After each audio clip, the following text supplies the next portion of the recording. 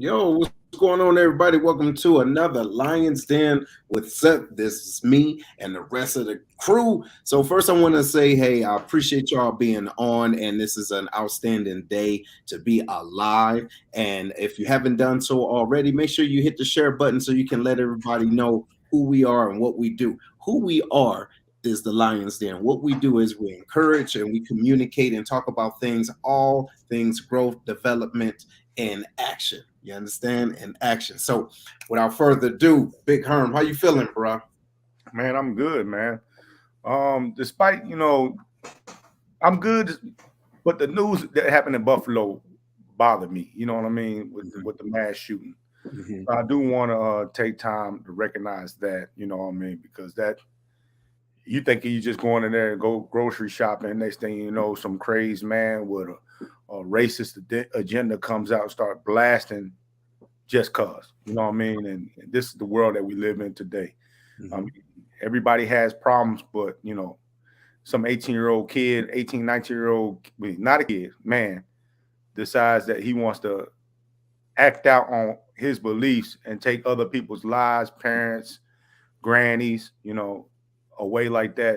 It's a tragedy. So I'm starting this off on a somber mood. I'm gonna liven up in a little bit, but man, that right there really shook me. Yeah, I agree, man. And I know when we was talking about this earlier in the chat, man, it's like in the back of my mind, I feel like when the when the pandemic really started to kick off and we was on lockdown, you didn't see that much. Maybe because people just wasn't out and about like that, and it just seems like the weather change and the masks come off and people back to turning up, and it seemed like they're doing it with vengeance because just less than what an hour ago it was another shooting. You get what I mean? So it's just wild out here, man. But no, you're absolutely right. Senseless act of violence is never anything to just batter the eye at. You know what I'm saying? Yo, Larry, what's popping, man? How you feeling? Hey man, I'm chilling, man. How y'all? Man, Good, slow brother. motion, bro. Slow motion, slow Yeah, motion. You've I been out do there doing some yard work. yard work, shopping for the Mm. yard and stuff, man. I guess most people told me it's just home ownership, just responsibility. I'm like, man, what the hell's going on with me, man? Why am I at Lowe's looking for yard decor? Like, when did this start become a thing with me? And it's just, you know, I'm Pride, getting man. older, man. I'm looking at It's life a little pride. Hey, different, man. I'm glad you said it. Yes, your ass getting old is what it Yeah, is. No, I'm it's getting pride. older. I didn't say old. I'm getting older. Taking That's pride in what you just purchased, man. exactly. I know, man. And all the comments that I got was pretty reinforcing because it was just like, it's a blessing, and I look at it like it really is, though. Because granted, I could be complaining about a lot of things, but I'm looking at home decor. That means my life is Right. pretty good, man. And I'm truly That's blessed, and I'm true. not rubbing it in nobody's face or anything. It's just that at that moment, I'm like, bruh, why am I shopping for home decor or yard decor? Like, what the hell is going on with me? Hey, But listen. anyway, that was Everything. that Hey, was that listen. moment. Everything is all fun and good until you start yelling at the kids about crossing, right, turning in your driveway, or getting up in the. Stepping on your grass a little bit, you know what I Yeah, mean? you're like, ah, that was. Nah, I ain't there yet, man. Yo, I ain't that's there what Hey, it's man, yet. about. we gotta have a moment of silence also for the single ladies out there, man. You know what I mean? Okay. Their guru, man, Okay. Kevin Please. Samuels, just passed away. You know what I mean? I'm not Yeah, making light yeah. of Kevin Samuels, you know what I mean? But I knew there was a lot of ladies, expressing some emotions online. I can't tell if it was joy or what it was, man. But Man, acting a straight fool. And I can't talk about none of this stuff because I'm in Facebook jail for another 30 days. So see, first You of need like all, multiple accounts, bro. listen. Hey, look. So first of all, you in jail for good reason. Okay, no, I'm obviously, not. right? No, Because actually, you're no. crazy. Yeah, because you're crazy. But with that being said, hey, listen, it was silly. It was very, very silly. Like, don't get me wrong, nobody's death is ever, something to laugh at. But the response from certain Crazy. individuals, you get what I'm saying, was very just crazy. It wasn't called for. You know what I'm saying? It wasn't called for at all. You know what my Korean grandmama tell me? Hmm. She tell me, Skipper, hit dogs holler. Trying to do my It's true. Yo, oh my God, you got so many issues. Ladies and gentlemen, first of all, let us know if you believe what he says as far as hit dogs holler. I think that's true. But also, too, I want to let you guys know if you guys are tuning in, we would appreciate y'all for tuning in. And our topic today is lessons beyond the classroom with the teacher, right? Mr. Duncan. Unfortunately, ladies and gentlemen, he got very sick, and he let me know a couple of days in advance. Hey man, I'm not feeling well. I'm just want to let you know. And I saw him coughing and everything, just not good. And he let me know that he wouldn't be able to make it. However, he won't make it on this show. But what we're going to do is kind of prime everybody as far as how we have our group, our normal discussions about different topics. And then we're going to have him come on, and then he's going to give us more of a professional, if you will, point of view. And his point of view is being a teacher. So again, speedy recovery from Mr. Duncan. He will be back though, and we're going to have him on for the part 2 of this discussion here. So fellas, look, we're talking about school, man, and the kids. And so, ladies and gentlemen, we're discussing not just the lessons beyond the classroom, but what is the working relationship between the teacher and the parents? Like, where does the teaching start and end outside of just the academics, right? Just even life skills. So Larry, man, what you think, bro? So for me and the school that my kids go to, we're pretty, me, my wife, and the teachers are pretty interactive with each other through email. So a lot of they send out weekly reports, hey, wrap up of the week, what's to come next week. And if anything is going on with the kids, they quick to give us send an email out or a phone call or whatever. So our relationship is really good. Like, we're all on one page, one accord. And anytime they deviate from what they normally their typical selves is, they quick to hit us up and say, hey, I don't know what, maybe it's just a bad day. And it's just not the teachers, just anybody we encounter within that school. Like, seriously, I'm talking about front office, extended care, faculty, man, they all in on, hey, today maybe was a bad day for little Larry. You might want to talk to him about X, Y, and Z. And, we just bounce them right off each other. So I think it's important to show face, one, and then two, to be active, be an active parent, not too much of a reactive parent. Yeah. I think for me in my area, I try to be active with my children's teachers as well, because there's a lot of trust that you got to give teachers, because they spend more time with them a lot of times than you do. You know what I mean? They're at school all throughout the day, right? So, I start off my conversations with the teachers like, I'm on your side. You know what I mean? Like, you let me know what's going on, and I'm going to back you. I'm going to still listen to my kid, but, I'm going to listen to the teachers and make sure that we on the same side. But the problem I'm having now, man, is just that as much as I do, I don't feel like they give you the same response back. And a lot of that's because they're understaffed, they overwork, they feel like they're underpaid, so I'm going to give you a quick example of what happened with my daughter, right? Okay. My daughter was taking a test, and she was finished with her test. So her friends was talking in the back of the class, right? So the teacher decides now they took my daughter's test up and everything, so she don't have any more tests in front of her. I'm not excusing her for talking while the test was going on, but they was going to give her a 0 out of 100 question test. I was like, so the punishment, you're going to punish her by affecting her grade? What happened to detention? You know what I mean? Is that what you do? So I talked to the principal. The principal said, no, that's not what we do. And instead of reinstating the grade that she got, they made her do a whole nother assignment. I was pissed off about it, but I still talk to my daughter about, you never allow anybody to put your future inside somebody else's hand. You ain't supposed to be talking during the test. I agree with the punishment, but it's like now, it's like a constant conflict I'm having with the teachers. I try to. Yeah. So my question is, do you think it's a generational thing?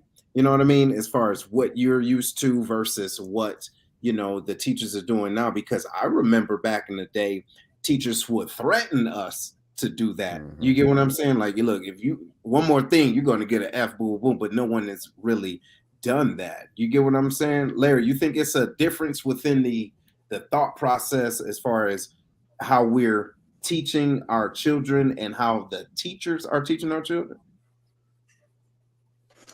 Yeah, I think it's a difference because, to be honest, the way these kids are learning today is just different. I can't really relate to a lot of what my kids are bringing home as far as homework and stuff, because it's just like the example I gave you with the whole math thing. When they switched to, I forget what they call it, but they switched to where 1+1 is not 2 anymore. It's whatever. You got to go through all these multiple steps to get to the answer. I can't relate to that, because if you don't have examples or you don't have a workbook, which they don't have workbooks anymore, it's just like a worksheet. It's just different. Like, it's just totally different, and that's why I say you got to be in tune with your teachers. Because the teachers can provide us with the links and sort of different resources where we can go and find the answer. But outside of that, I can't help much with my kids. It's the teaching has changed so much and so drastic. Like, I'm lost in a lot of those subjects. Mm-hmm. They don't even teach in cursive writing anymore. Like, why is that language arts is merged together with some of the other subjects? So in reading and language arts, I think it's together now. It's just different, man. Mm. Yeah, it's always, I think it's with everything, stuff is just going to evolve. I mean, we learn different from our parents, but I don't think nothing to this, like what Larry's talking about, nothing that changed this drastically. You know what I mean? Mm-hmm. With technology, with technology at everybody's fingertips, it's always going to be a new and advanced, fast way. But that math stuff, I don't even attempt to look at it. I wasn't even good at the basic math, so I'm not damn sure. So stupid. It's crazy because same here. It's wild. And I remember us talking about this during the beginning of the pandemic, how we had to, like me and Simone, we had to both go on YouTube to learn, different things because I wasn't getting it. But at the same time, do you think that not only us, right, as far as trying to understand what the kids are doing, but the teachers got to grab a hold of as much, as if you consider how much information children are getting these days, they're trying to find a way to harness it, to explain it to them the best way possible based off of what's around us now. You see what I'm saying? So we have different, I would say we have more technology, obviously, right? It's more advanced. And so therefore you may have to think differently in order to be more, I would say not necessarily compatible, but you will have a greater chance in the future by understanding a little bit more of your environment, especially with academics. Now, you think that's something? I think, man, I think one thing we got to acknowledge, man, for me, my classroom wasn't that big. Mm-hmm. Now, my kids' classrooms, there's a lot of students in each class. Mm-hmm. You know what I'm saying? So it's more students, more technology. And again, here in this area, we're short-staffed teachers, short-staffed bus drivers, short-staffed everything in the school system. So they are overworked. So it's like, how do they get that information out there to them when they're exhausted? See? Yeah, and dealing with their own stuff at the same time. So listen, shout out to Miss Ebb. She says, my kids' teachers doesn't assign homework. I don't know what type of work she does until it's brought home after being graded. Wait, I agree. My daughter in 5th grade she don't have homework. I like, yeah, homework. No, but my son in 4th grade bring home homework every day. So one of the things I usually do, because I pick them up from school, is I always ask the question of, what did you do today? What did you learn? I don't ever say how was school. I say how was school, but I want them to go into details and kind of recap what they learned today. So that's kind of how I know what was going on and what happened, and to really see if they really learned something too. So I always ask those open questions like, hey, what did I do today? Well, okay, talk about that. And then they get so used to it that they start spilling it out because they know where I'm going when I ask these questions. Mm-hmm. I don't ask none of that. I should. You a deadbeat. Why you ain't listen asking your kid? I'm always just trying to check my kids' grades. You know what I mean? And see what they got going. Because that's one good thing about electronics. I can check my kids' grades right now. You know what I'm saying? To see how they're doing overall in class, and just try my best to keep them on the right track. But knowing I don't know how to do none of that homework assignment, I tried it before, so I had to give my kids advice instead. You know what I mean? I was like, look, man, here's what I did when I was in school. I copied off of somebody else's paper. See, listen, Oh, You that's need to what I do the was same hoping you shit. didn't say. Don't come ask me nothing. Do what I did. You know what I mean? Hey, you got the answer to number 5? Yeah. Look at me now. I'm a success story. Listen, hey, or Okay. say, yeah, you check grades hourly. Is that what you do, bro? I try to. Not hourly. You a They gonna damn change in an fool. hour, man. They don't upgrade them till the end of the week. You know what? Hell yeah, man. Yeah. You know, that grade will be sitting on there. I'm still waiting for my teacher to update it. And I got to email the teacher. Like, what's going on? They understaffed and overwork, remember? Yeah. Yeah. So now look, we talked about that, right? A little bit. Now, how would you say your relationship is? I know you said to Herm, you're working on it. Now I would say me and Simone's teacher, actually, that was the teacher that was coming on, Mr. Duncan. He actually he reiterates a lot of the things that we say at home there. And it's more than just the academic stuff because that's his job, right? As far as you have to teach them this, but he goes a step beyond, and we'll talk more about that when he gets on. But do you think, right, both of y'all, and ladies and gentlemen that's listening, let us know about the teachers that you've had that you can recall. Can you recall the teacher that went a step above and a step beyond the normal, hey, here's your homework, do what I say do, and it's graded and I get out and graduate? My teachers? Yeah. I recall every teacher that paddled me. You know what I'm saying? Because we had paddling in my school. God, dog it. They really cared, man. They wanted me on the straight and narrow. They beat my ass. Oh my God. So you now do you appreciate them? Hell no. You know, no, I'm playing. Yeah, no. I cut up real bad, you know, dealing with parents just divorcing and stuff like that. And my whole world switched when I switched schools.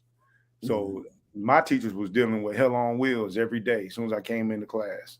See. You know, so and I went to a small little country elementary school in Pembroke, Kentucky. You know what I mean?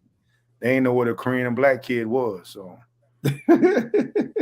see. And what about you, Larry? So at our school, we were set up a little bit differently, right? So any of the kids that was academically sound, we were kind of grouped together from freshman year all the way up through graduation, 12th grade, right? So we was always in these advanced classes, and then you had the rest of the students in, the regular, whatever classes they was. So it was almost like a divide already, freshman year, and I didn't realize it until after years later. So my relationship with my teachers was they knew my potential. They knew what I had as far as what I brought to the table. So they kept us busy and they kept us, I guess, advancing in our subjects. So it wasn't just here's chapter 1, read it, answer the questions, back of book, turn in the answer. Like we went a little bit deeper than that. And I felt like for the regular students, it was just that you show up in classroom, hey, here's a worksheet, do that, boom, you get your grade, whether you do it or not, or you copy off somebody's paper. The care wasn't there. You see it. I seen it with my own eyes. So there was some that cared, and there was some that just was there for a paycheck. So Larry, so what you telling us in the audience is that you had a class that was outside of school, like in a little trailer. That's how they kept y'all kind of. We went to the same teachers. It just I was in advanced English instead of just English. Is that what they said? They said you was there. Oh, I was. Trust me. The helmet was to keep your big brain in. You had a helmet on. The helmet to keep your big brain in, but you. We got college credit. We got college credit for my classes. Get it right. Yo, let's hop into something, sir. All right, what up? In the news, man. I mean, I don't believe this is happening in my school here, and the audience members help me out if you believe it's happening in y'all's. But in the news, man, there's big talk about what teachers should and should not teach. You know what I mean? In Florida, they passed legislation saying you can't say gay or something like that in school, right? And so the argument was, you know what I'm saying, there's a lot of teachers that are in the LGBTQ plus community, right? And they feel like now they've got to hide who they are. They can have pictures of their family up, and how do they talk to their students when the students ask them, "Hey, what did you do with your family today?" You know, they all in tears and shambles about why they can't express how their family lifestyle is because of that legislation that was just passed in Florida. Mm-hmm. So, you know, I've seen, you know, where we had like transsexuals come read to students and stuff like transsexual day. I don't know what it is, where they come to the library and read to the students and whatnot, and a lot of other things getting pushed in school as far as the LGBTQ plus community goes, right? Mm-hmm.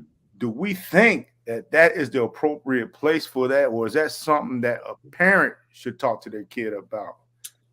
Woo, Larry, what you think, bro?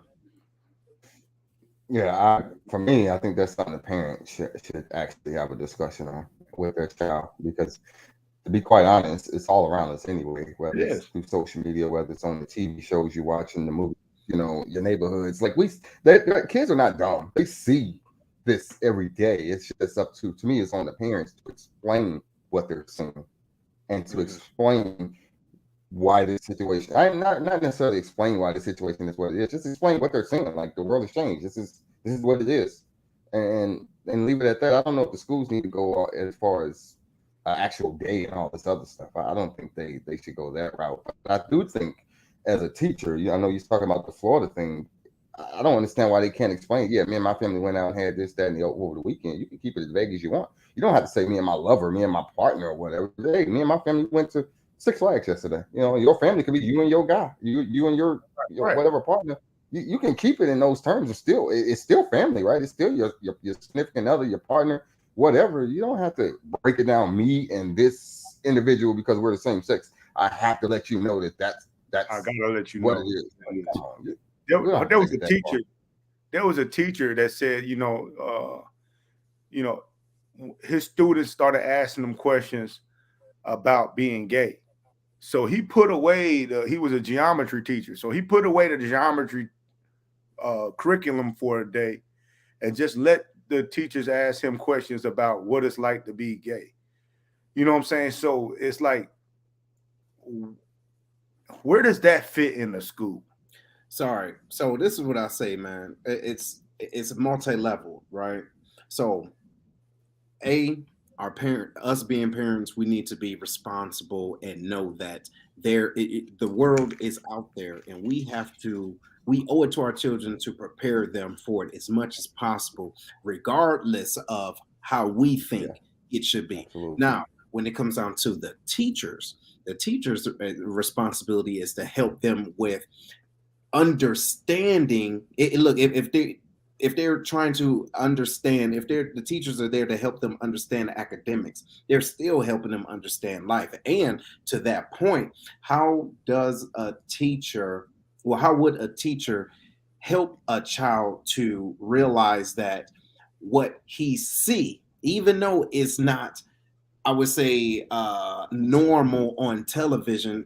Instead of a mother and a father, now you have a mother or a father, is to talk about it and to create a level of normalcy so that they won't feel a way. Because what I will say is, some of us being parents, we don't have the emotional intelligence to have that type of conversation with children, because we don't know what to say.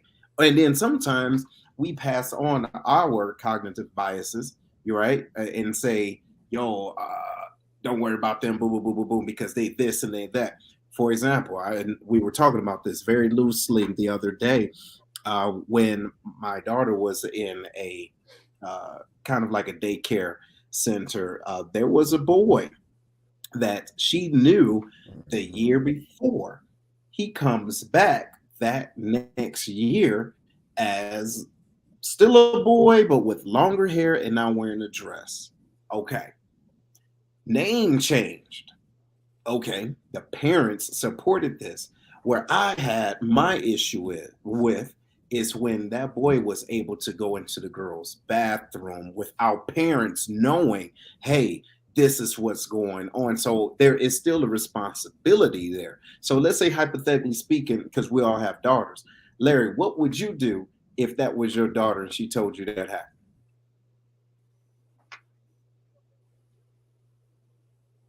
Uh-oh, is he there? Larry, man, it's like I'm he there. didn't or something. No, I'm there. You breaking up on my end. I can't barely hear what you're saying, brother. Oh, okay. Did you hear me, Herm? I heard you. Yeah. Yeah. What would you do? Can you hear me, Larry? I can hear you, No. but when he was talking, he was in and out on my end. Okay, so he asked. He talked about his daughter going to school or daycare with a boy that one day came back to daycare with long hair and a dress. Cool, you know what I'm saying? But now eventually they started letting that boy go into the little girl's bathroom without telling the other parents. And since we all got girls, how would you feel about that?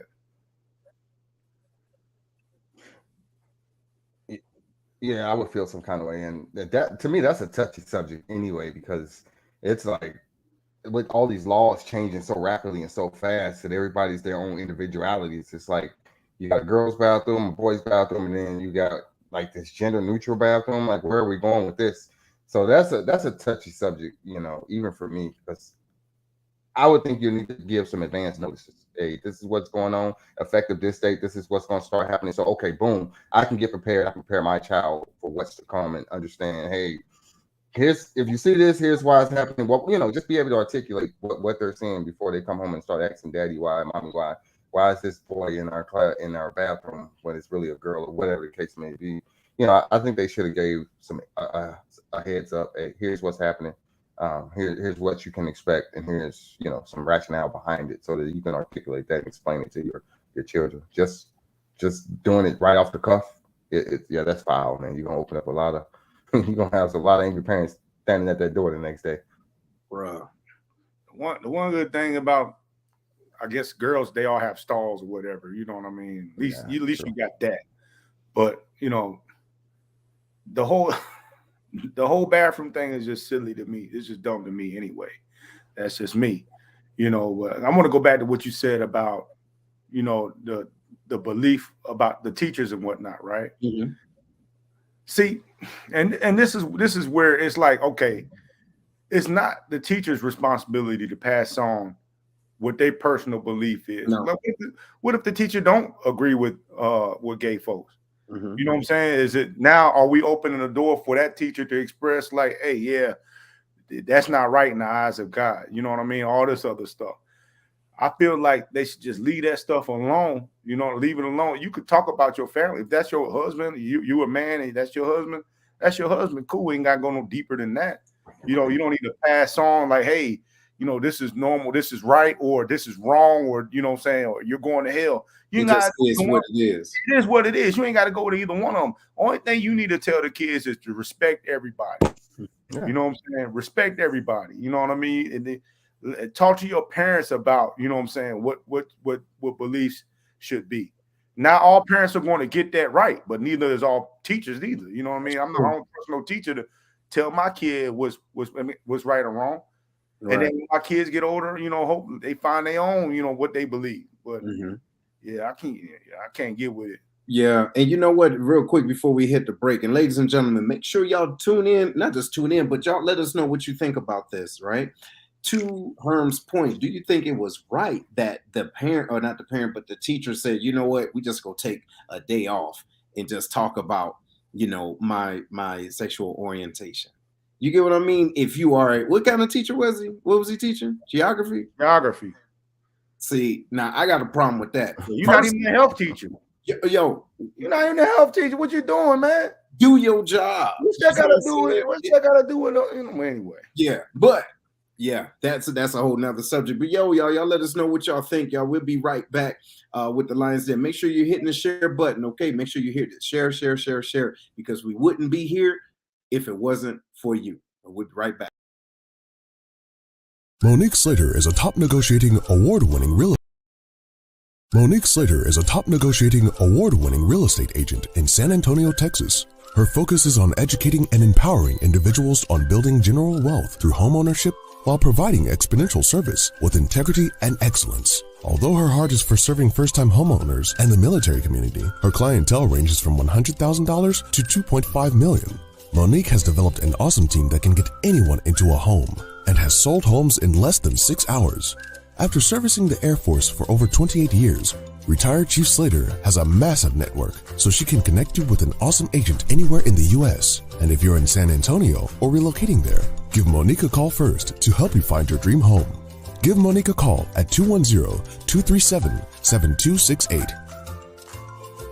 One thing we can cherish during these times is family dinners. Think about it, the nice, succulent southern fried chicken, baked beans cooked to perfection, creamy macaroni and cheese, cornbread.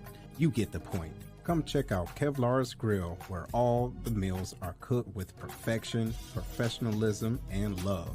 Located outside the Scott Air Force Base back gate inside the VFW is where you can find them. Also, they have military discount for all of our serving members. Give them a call. Their number is 618-416-5700, and that's inside Scott VFW Post 4183. And they also have Grubhub. Call them now and tell them that the Lions Den sent you.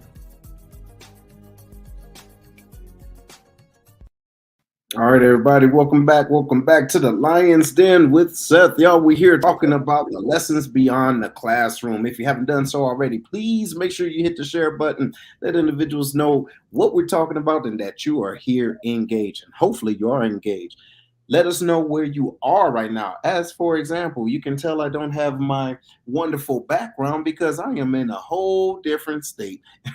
Connecting with individuals with the Air Force Wounded Warriors, helping to inspire them and talking to the Air Force Wounded Warriors team, caregivers, as far as the things that they can do, being a little bit more resilient and helping change their thought process. So if you are anywhere watching us, let us know where you are at right now. So fellas, what do you think, or why do you think education is important, especially now, to our kids? The reason why I asked that is because Larry sent us some information as far as things that that we can consider, and one thing that stuck out to me is worldwide values. Right. So what this says is that education is the best way to ensure a positive world value in view. Without proper education, how else do we know what's considered appropriate and how to behave? So that kind of goes in line with what we were talking about. You get what I'm saying? So how does, I believe that that's a way, that's a reason why the teachers are important for our kids' education, to help to communicate things that we don't know how. What you think, Larry? Yeah. From that article, I looked at that, man. What I like about it is it talks about the old cliche that we all know, right? Children are our future, which is so true. So school sets that foundation, whether it's reading, doing math, thinking critical, all those aspects, working around your peers, just all that stuff that can encompass being in the school. It sets them up for adult life if it's used appropriately, right? And motivating and teaching them. So I think education is important just on the value of learning how to understand things around you, understand how that you need to carry yourself going into this life we call this real world thing, and setting them up for chasing their dreams, whatever their dreams are. Even if they don't know what they want to do, they'll figure it out, but at least they got that foundation on how to count money, how to read contracts, how to read what the hell they're signing their name on, even though they don't write in cursive anymore. Just the foundation of growth and being able to take it for instance, the guys that are there, because especially, all these athletes that are going to college and some of them are getting them NIL deals, understanding how to read a contract and know what the hell you're signing your name to, or if you go and you want to be in the entertainment industry, you want to be a rapper, you don't need a college degree to be a rapper, but know what the hell you're signing, because, in the 90s, they was getting screwed over because they were just signing their name. Oh, give me $100,000. Okay, I'm signing my name. But guess what? I own you for the next 10 years. Mm-hmm. So it's the basic foundation of read, writing, comprehension. That's my take on it. Man, and for me, I just look at income. You know what I mean? You look at starting out, when I left the military, when I retired, looking for jobs and whatnot, and my really first time really paying attention to what the outside folks really make. I never really thought about what they was making, what they was trying to survive off of. And looking at the jobs that required a bachelor degree, you know what I'm saying? They started out about 45, you know what I'm saying, 50, you know, masters higher. But the people that just got out of high school is like 30, 25, you know what I'm saying? It's like, that's where you start to see where, you know what I'm saying, what we always keep harping on now, generational wealth. That's where you see the separation start. Because if we don't go to school, we don't have access. Well, I mean, we do know about trade schools and all that stuff. And, you know, some of the exceptions, you know what I'm saying? But generally speaking, when you come straight out of high school into the workforce and you get these entry-level jobs coming out of high school, it's going to take you maybe 10, 15 years to start making, you know what I'm saying, what people that have a master's kind of start off with. You know what I mean? I'm generalizing a little bit because different jobs do different things. Correct. But I think that's one of the first things people need to understand is like, man, you put yourself at a big disadvantage when you try to go out and put yourself out there in the workforce without a degree or without skills. You know what I'm saying? You're going to be suffering. You're going to be suffering and not being able to really truly provide. You're going to have to work 2 or 3 jobs and not be there for your family. Constantly have money issues, you know. So I think that's one of the things when we talk about the importance of education and what, you know, the reason why we had to get HBCUs and things like that, you know what I'm saying? Because there was a big separation of income between, you know, black and white folks, whatever, minorities, majorities. So I think that's the reason why education is important, first and foremost. Okay. So check it out. Go ahead, Larry. I was going to say, keep in mind, I saw a meme on Facebook the other day that talked about folks comparing, like, they're saying billionaires today didn't graduate college, right? You know, you think about your Amazons, your Microsoft, but you got to keep in mind, these same folks that didn't graduate college, went to the Ivy League school, though. So what does that tell you? You know what I'm saying? So you can't compare apples to oranges, because maybe they didn't graduate the Ivy League school, but they got accepted into it. So what does that tell you?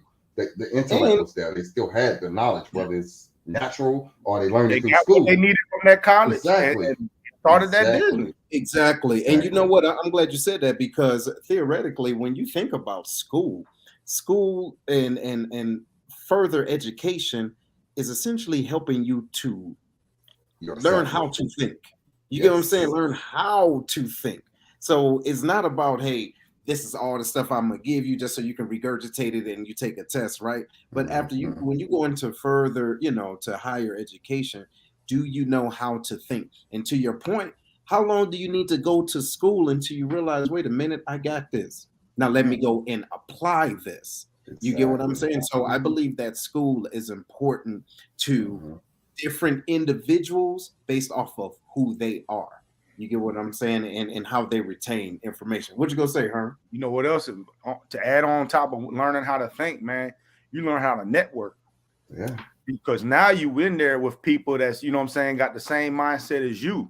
You know what I'm saying? And most of the times when these people go start off a business, who they contact? They not contacting their friends from back home. Right. We went to college together. See, you know what I'm saying? You know, yeah, we was in a fraternity together or something. You know what I mean?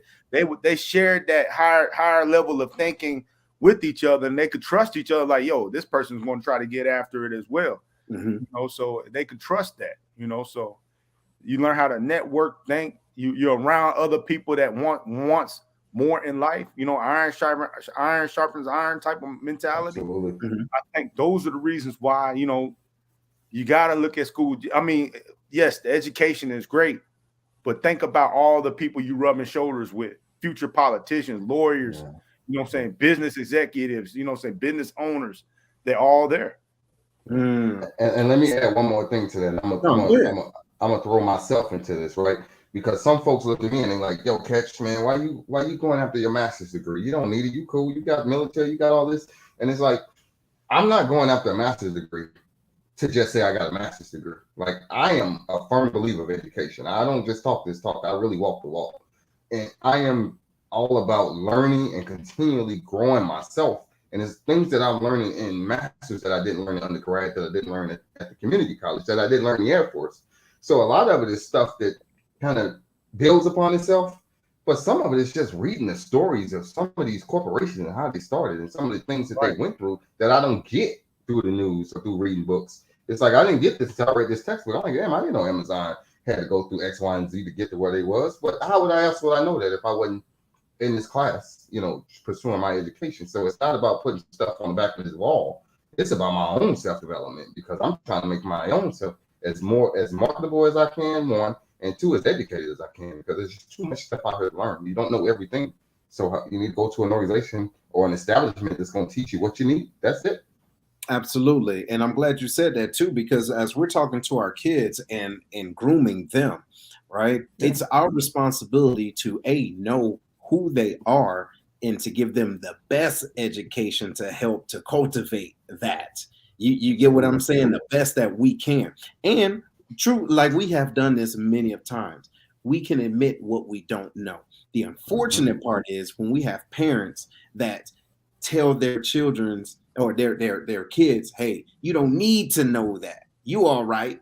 No, you see what I'm saying? Because here you are in your mid 40s and you still don't know how to balance a checkbook. Why you even need to know how, but you don't even know how. You don't know, you get what I'm saying? So why would you take that away from your child? In my personal opinion, is that it's fear-based, meaning I'm afraid, not just afraid, I'm embarrassed because I don't know. I'm not going to put my child in a situation so they can know more than me because I didn't deem it as being important. Herm, what you think about that? I think you're right on that point because some parents have this weird jealousy of their children. You know what I'm saying? So it's like now for the most part, I run across people that want to see their children be more successful than them. You know what I'm saying? But there's some people that be like, you ain't gonna be shit because I wasn't shit. Mm-hmm. You know what I mean? There is that mentality out there. It's broken homes. You know what I'm saying? That person was broken before they became a parent and didn't understand the responsibility that they had as a parent. You know what I mean? Like, yeah, you probably came from a jacked up situation. You probably didn't make the most out of your life. But why would you want that for your kid? See? You know what I mean? Why wouldn't you try to? Okay, man, you knew how hard your life was because you came from a jacked up situation. But there's some people out there that want their kid to follow directly after their footsteps. Like if my kids join the military, you know what I'm saying, after they graduate, I still be proud of them. That's not what I want for them. You know what I mean? I did that. You know what I mean? I joined the military, did 21 years. If they did do it, I'll be like, okay, make sure you get your degree early. Don't wait around. I'll be trying to stomp that home because what I want for my kids is to go to college when they get out. I had nobody really to tell me, hey, you should go to college. I'm thinking, man, I ain't smart enough to go to college. I mean, I was right. I was telling myself the truth. You know what I mean? But I was thinking, man, I can't. Yeah, you're right. I ain't gonna go to college. What I'm gonna do? You know what I mean? You ain't gonna go there but waste money. Yeah, you know what I'm saying? I ain't gonna do nothing but party the whole time, smoke some weed. But anyway, so military was good for me. I want my kids to aspire. I want my kids when they graduate to be like, this ain't my only option. I could do this, and this. See, you know what I'm saying? I didn't have that. You know what I'm saying? I thought I can do something that's going to put me in jail, work the factory, or go to the military. See, and that's what I want to hit you with, Larry. What do you think about family members that may have spewed their negativity on younger individuals as they're getting ready to graduate or they're getting into college, right? Or, what do you think about that? Like, no, you shouldn't go and do that. That's stupid. And then afterwards, they see that child now is now being a part of their environment because of what they have been, what's been laid in their heart. Have you ever seen something like that? Yeah, I see it all the time. Like even in my own family, sometimes they're like, "Oh," I was like, I'll ask a question. Hey, what do you plan on doing when you graduate high school? Some of them haven't even been asked that question, right? So when you ask them that question, the answer you generally get is what they always say. I'm gonna go to college. I'm gonna go blah blah blah. And then this is what I do. So I dig deeper. I don't just ask the surface question. I say, all right, you're going to college. What college you apply for? Okay, so you didn't apply for college. Said, okay, so we need to work on that because a plan without action is just a dream, right? You got to have some sort of action behind what you're saying you're going to do. And I talk to my little cousins, nephews all the time. Don't tell me what you think I want to hear because it sounds good. I really want to know what you want to do, what you plan on doing when you graduate high school. And if you don't know, just say you don't know. But I'll give you, hey, my route, what I did, I'll tell you about. You want to know about the military? I'll tell you, but I don't push it on them. But what I dislike and I see a lot is, oh no, my son ain't going to the military. He ain't fighting that white man's war. And I'm like, come on, bro. That's a White man's war? Like, really? We still talking about that? Like, do you know what the military can do for you? Especially for a child that don't really know where they want to go. I think it's the perfect fit. If you ain't going to college, you know you ain't going to college, you ain't going to trade school, and you ain't got a job lined up where you can grow. What's wrong with it? Do 4 years. Do 4 years and see what it do. And learn a my skill. 4 years turned into 15, bro. I was only gonna do 4 and get out. That was my goal. I'm still in. Like, come on. Yo, listen, hey, I did 4 5 times. You know what I'm saying? Right. So you just like, I just knew I wasn't realistic. You know what I mean? Hey, Herb, check it out. Every time I wasn't gonna re-enlist, I was realistic. No, hey, I remember services had a $2,000 re-enlistment bonus. You know what I'm saying? Hold on. And then my boy like, yeah, I got 40,000. I'm like, what? I'm like, hold on. I'm like, damn, air traffic control, he had like $40,000 or $50,000 in re-enlist. They gave me $2,000, dog. That shit too. Hey, that's better than nothing. Some people don't get that. Hey, I was just gonna say, that was the last re-enlistment bonus services got. Listen, every time they had one, I had just re-enlist or I wasn't able to. But the fact is, and while we're talking about the lessons beyond the classroom, y'all, is what type of experiences have we had that we can be able to give both sides? Because I believe sometimes our family members or people that we consider mentors, they're mentors to a certain point. You get what I'm saying? And then what happens is we keep going back there trying to get more, but they've plateaued. You get what I'm saying? So now let's kind of transition this to a point where how important is it to have individuals in your lives that do have that higher education or have more experience than your realm of influence? It's important. You said how important it is? Yeah. Go ahead, huh? I'm sorry. Yeah, I say it's important. You always, to me, I want to be around people that is either in a better position than me or doing something that, I can aspire to do. I got cousins that own their own business. I'm talking about HVAC, electricians, whatever you want to call it. They own their own businesses and they not college graduates or anything like that. They learned the trade, boom, took it and ran off with it because they entrepreneurs. They business owners. That's what they do. Now, for me, that's not really my aspiration. That's not what I want to do. But at some point, I probably want to do it. So I took a different route. But I love what they're doing. They respect what I'm doing. I got family that working in corporations and hospitals and all this stuff. Like, to me, the more the merrier. The more I'm exposed to, the better it is for me. That's exactly how I look at it. I don't want to be around just folks that work in factories. My whole family, everybody's factory workers. So we look at anything outside of that. It's, you ain't good enough. You ain't working in this factory. I want to know how you get your money, how you do it. And then I can incorporate how I want to do it, how I look at it. So I think it's important to have people in all facets of life, however you do it. I feel like there's value in everybody. You know what I'm saying? Even the people that's plateaued, you could still go back and get some gems from them, right? Yes. But I'm gonna get philosophical on y'all asses real quick. Go ahead. Wait, hold on. You know what? That's that Jack Daniels. Hold on, man. Let me get philosophical on y'all one time for the one time. All right. If a chef, you know what I'm saying, feeds me the same small portions every day, will I grow? No, I'm gonna have to move to another chef that's gonna feed me more so I can get big and strong. You know what I'm saying? Let that shit sink in for a second, man. Think about that. Hold on, wait. You know what? Let me say this. I ain't letting it man. You know what I'm saying? That was the thing. You ain't got a thing on you. That was the dumbest thing I ever heard in my life. Yeah, I said you dating people for less than that, dog. Get up out of here with that. But to your point, though, it's like, what do you do, right? So you have to.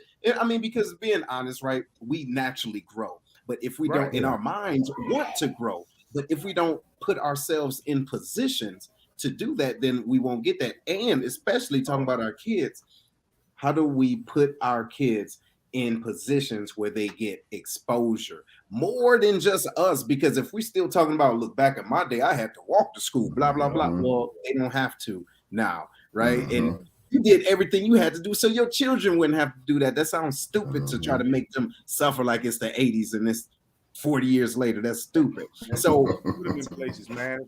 That's why you put them around people like different organizations and stuff like that, to where they're going to get that from. Because even though you're a parent, you love them to death and all that, you don't know everything. You know what I mean? You could be smart in certain aspects, but my kid wants to be a lawyer. You know what I'm saying? Besides watching Law and Order, what do I know about being a lawyer? You know what I mean? Like, I need to find people that know how to become a lawyer that she could talk to and ask questions to. You know what I'm saying? And it's important for you to know that and trust other people with your child to be like, look, this is what my child aspires to be. Right. At her age right now, what should she be doing so she can get to that step? Correct. You know what I'm saying? I agree. What you got, Larry? What you gonna say? I was gonna say I saw another meme, and you know I like these memes that are out, right? Larry's the meme monster. I am, bro. But some of them are good though. It's like some of it's like really stuff that really hit you and make you think though. So this one said, "We are hood parents raising suburban kids." Like, now, not to say all of us are hood parents, but the gist of it is what we went through is kind of like what you would hit on. What we went through is so our kids don't have to go through it. So I agree. I'm one of the ones that'll tell you, I hate y'all getting snow days. Like, shit, I had to walk 2-3 miles in the snow, but it's a different era. You get it? So what I'm saying is, well, how I look at it when I saw that meme was like, you know what? I get it now. I did do a lot of these things so that they didn't have to do a lot of these things that I had to do. You know, they don't know, and I'm going a different realm with this, but you know, the bullying today is different than the bullying we experienced, right? Correct. Even though we're not talking about bullying, but it made me stronger to who I am today compared to what these kids are.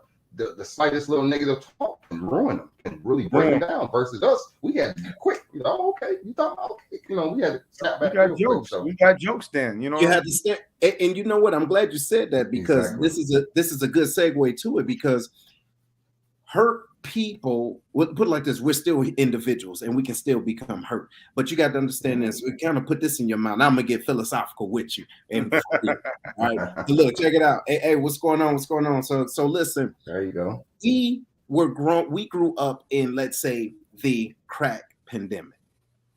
Think about it.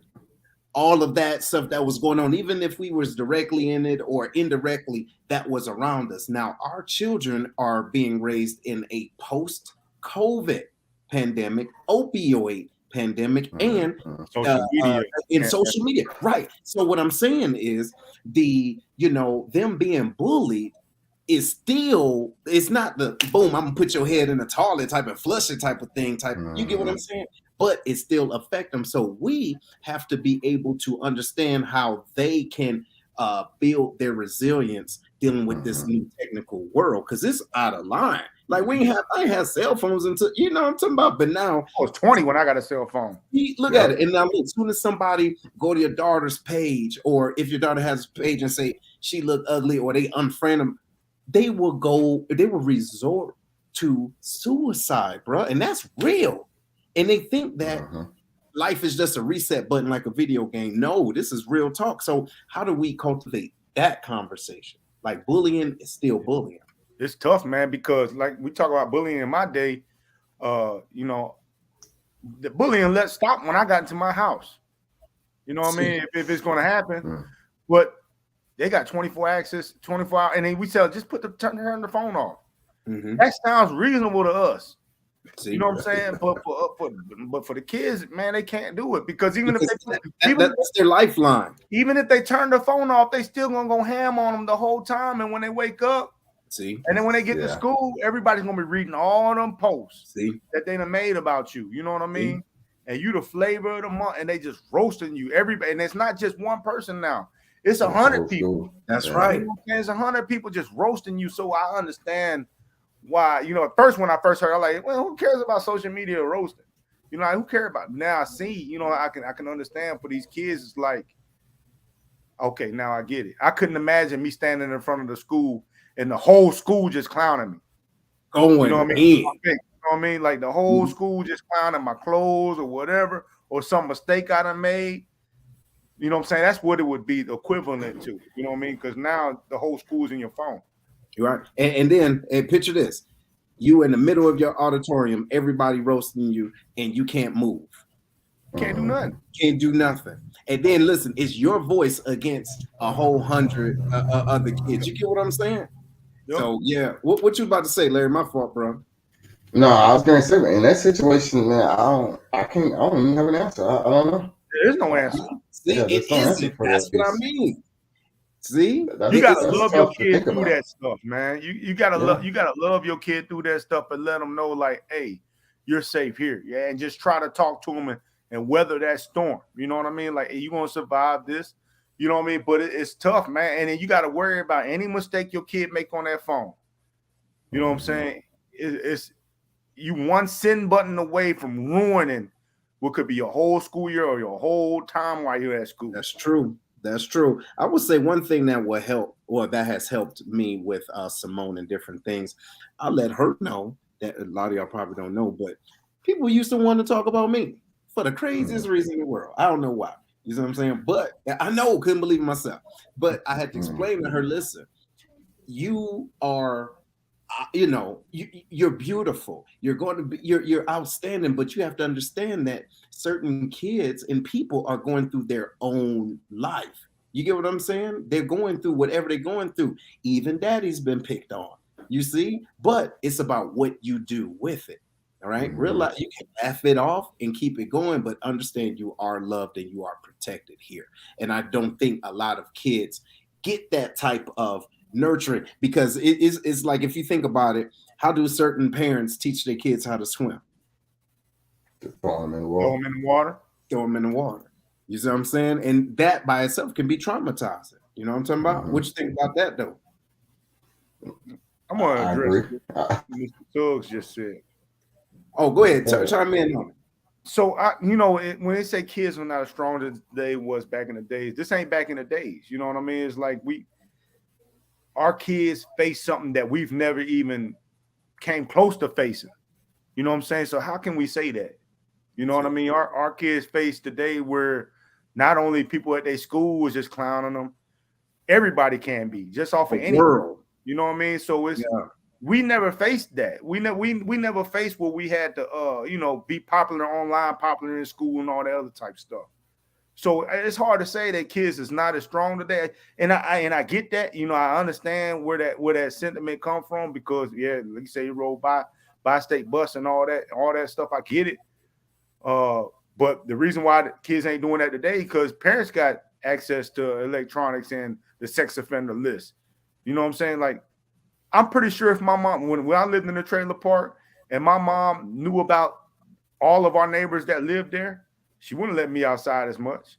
Now you know exactly who's around, man. You read about murders in different states, kids getting abducted all the time. It's constantly in your face.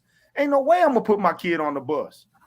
You know what I'm saying, on a city bus like that at their age. Hell no. You know what? It's funny you said that too, because now that I'm thinking about it, what my mom did for me when I was younger, that's unheard of. You wouldn't just put your kid on the bus and say, go ahead, find your way home. You did what I'm saying? It's like cuckoo is cocoa. And also, to your point too, it's like, I don't know how I would have been able to respond today with this type of information. The only thing I can say is these kids are soft because they ain't drink water from the water hose.